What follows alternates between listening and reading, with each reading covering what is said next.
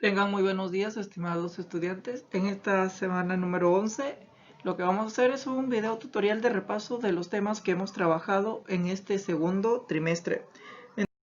Entonces aprovechemos y recordemos de que como primer tema hemos visto lo que era la sílaba. Recordemos que decíamos de que la sílaba es la unidad fónica inmediata superior al fonema, una combinación mínima y autónoma de fonemas o unidad rítmica constituida por uno o más elementos.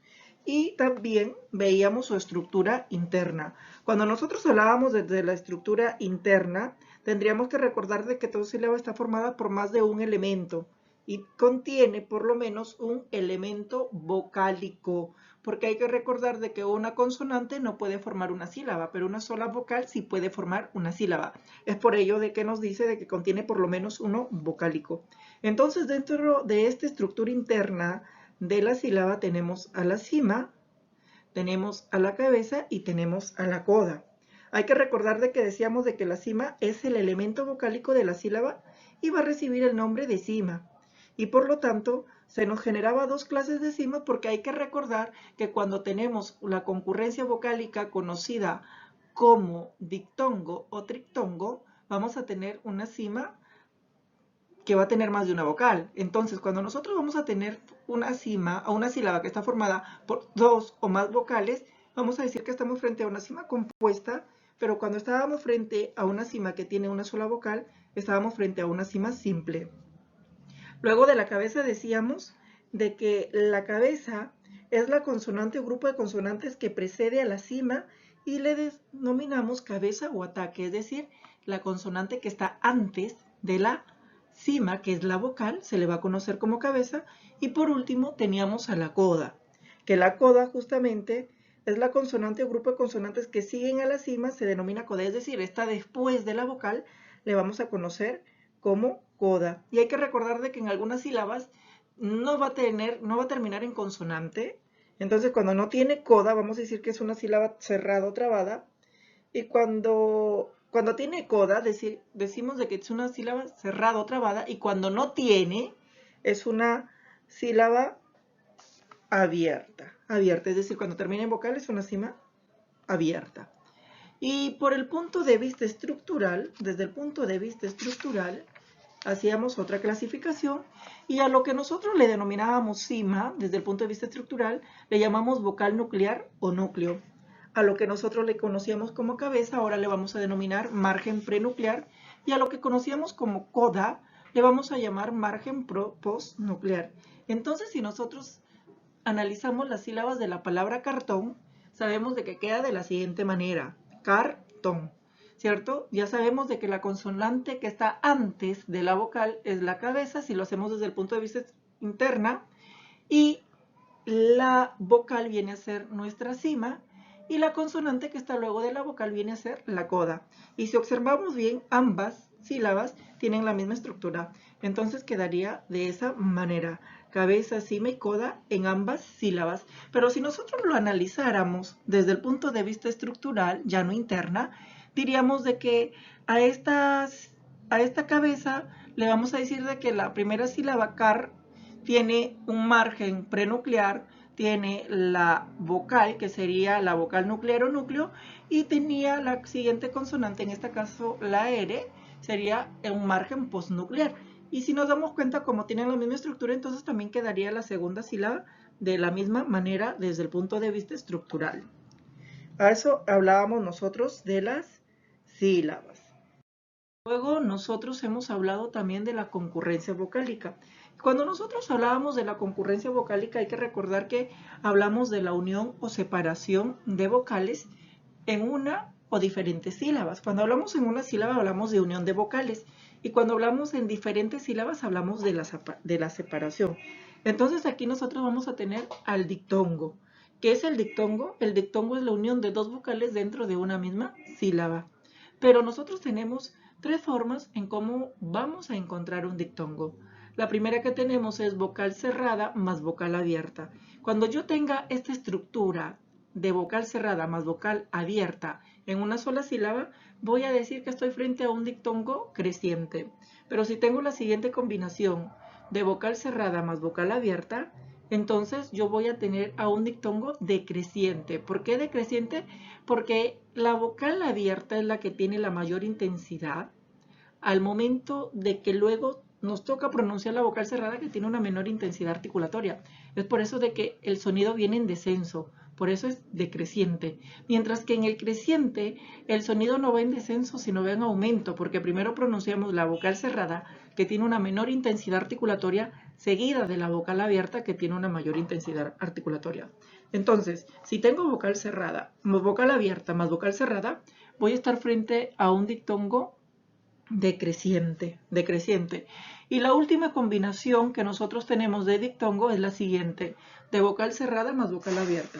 Cuando nosotros tenemos esa combinación de vocal cerrada más vocal cerrada, pues nos vamos a dar cuenta de que aquí el sonido articulatorio de las vocales no va a aumentar ni a descender, es decir, se va a mantener en un equilibrio.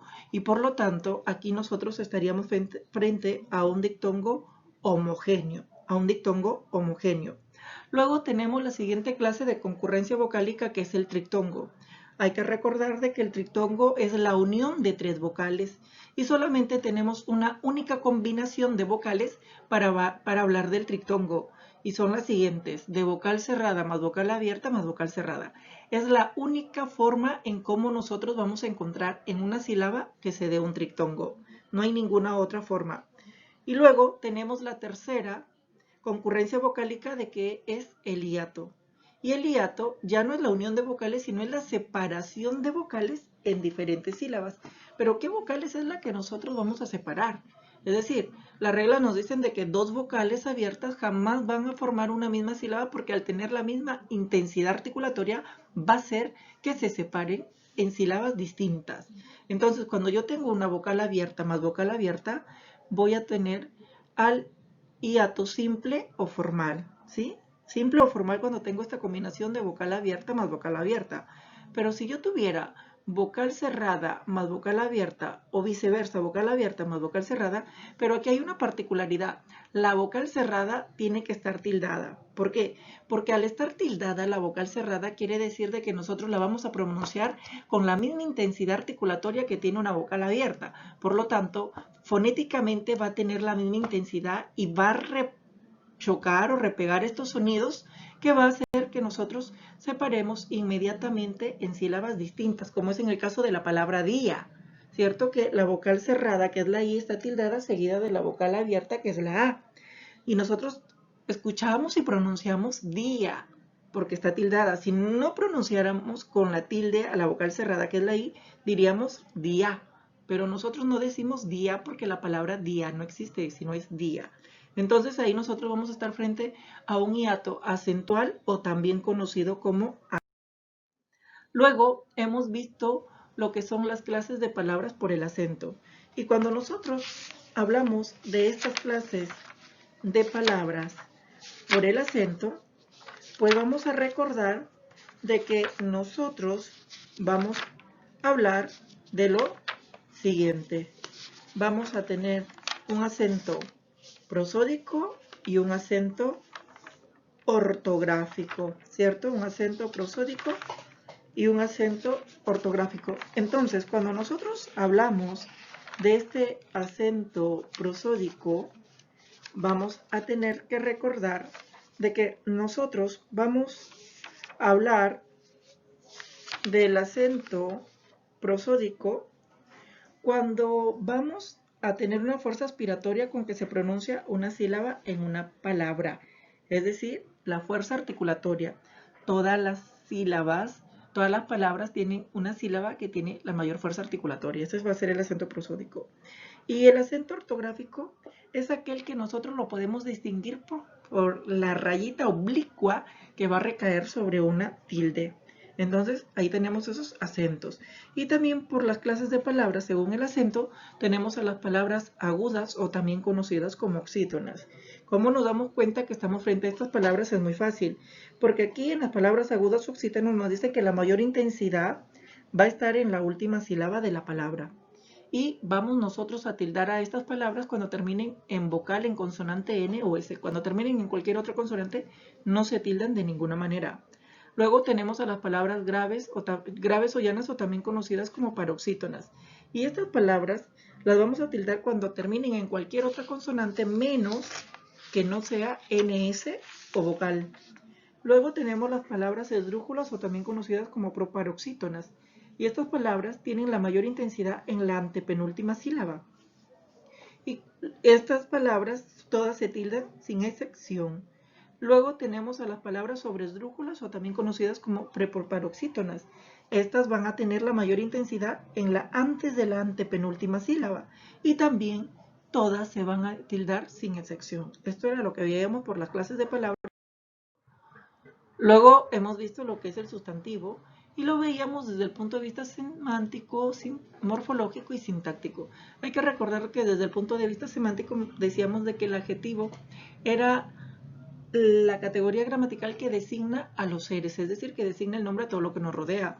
Desde el punto de vista morfológico, que era una categoría gramatical variable porque nos presentaba los morfemas gramaticales de género y número. Y desde el punto de vista sintáctico cumplía muchísimas funciones, pero la función más importante o privativa que cumple el sustantivo es la de ser núcleo del sujeto. Luego tenemos a las clases de sustantivos y tenemos a los, por su naturaleza, tenemos a los comunes y a los propios. Luego tenemos a las clases sustantivos por su origen y tenemos a los primitivos y a los derivados. Por su estructura tenemos a los simples, a los derivados compuestos, a los parasintéticos, a la frase sustantiva y a la oración sustantiva. Y por la doble significación tenemos a los contables y a los no contables.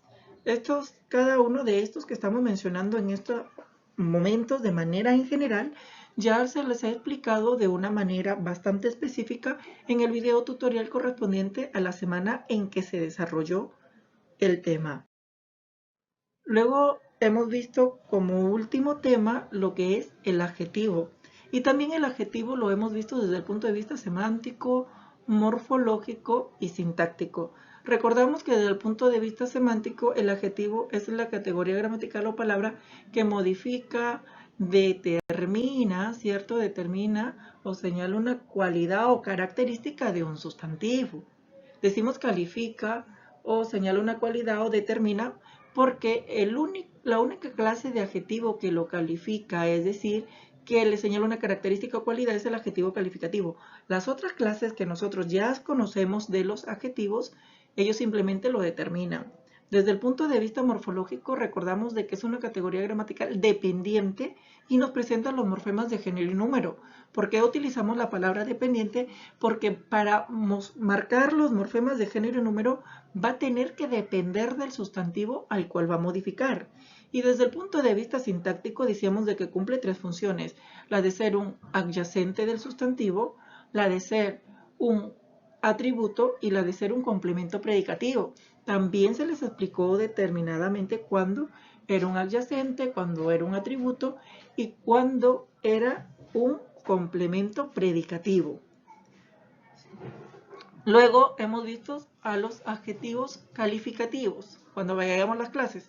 Y los adjetivos calificativos se dividen en los explicativos o epítetos y justamente especificativos, es por último.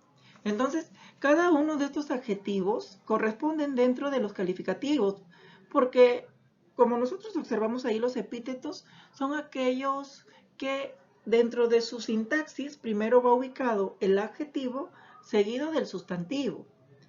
Y esto mayormente lo vemos en la literatura porque es una de las figuras literarias que tenemos en nuestro idioma, conocido como epítetos.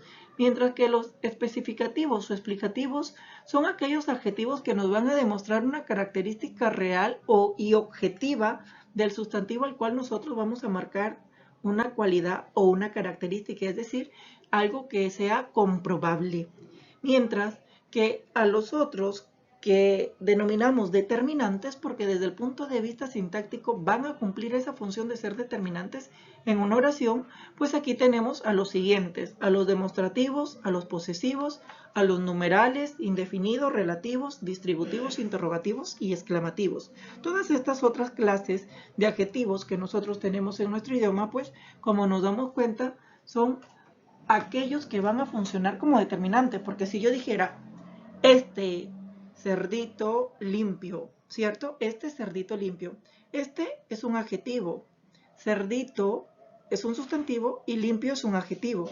Por lo tanto, nos damos cuenta de que el adjetivo este no está calificando ni tampoco me está marcando una característica o cualidad del sustantivo cerdito, sino lo que hace lo está determinando y es un adjetivo demostrativo. Mientras que limpio sí me está marcando una característica del sustantivo. Por lo tanto, es un calificativo. Y luego nosotros